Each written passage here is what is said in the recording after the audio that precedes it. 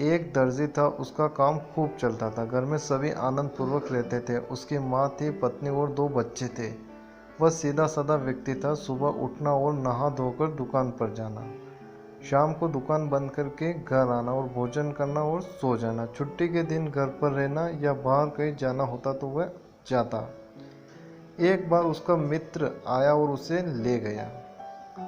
वह जुआ खेला, कुछ पैसे जीत कर आया। अब कभी कभार वह जुआ खेलने लगा, कभी हारता तो कभी जीतता।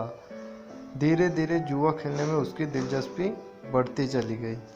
अब दुकान कभी खुलती तो कभी बंद रहती, ग्राहक टूटते गए और दुकानदारी खराब होती चली गई। वह अपने मोहल्ले वालों के साथ नहीं खेलता, इसलिए उसके जुए के बारे में पड़ोसियों को कम मालूम था। जुए की वजह से घर में धीरे धीरे लड़ाई झगड़े शुरू हो गए। अब वह घर में शराब पीकर भी आने लगा। हालत यह हो गई कि वह रोज जुआ खेलता और प्रतिदिन घर में लड़ाई होती और वह अपनी पत्नी को पीटता।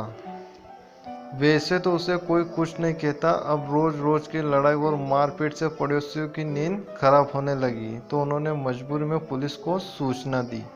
पुलिस आने पर घर वालों ने तो जानबूझकर बातें छिपा ली। उसकी पत्नी भी नहीं चाहती कि पुलिस वाले उसके पति को पकड़कर ले जाए और कुछ करें। अंत में पड़ोसियों को बताना पड़ा कि यह रोज जुआ खेलकर आता और रोज अपनी पत्नी को मारता, रोजाना 2 घंटे हम लोगों की नींद खराब करता। दरोगा ने सबकी बातें बड़े ध्यान से सुनी।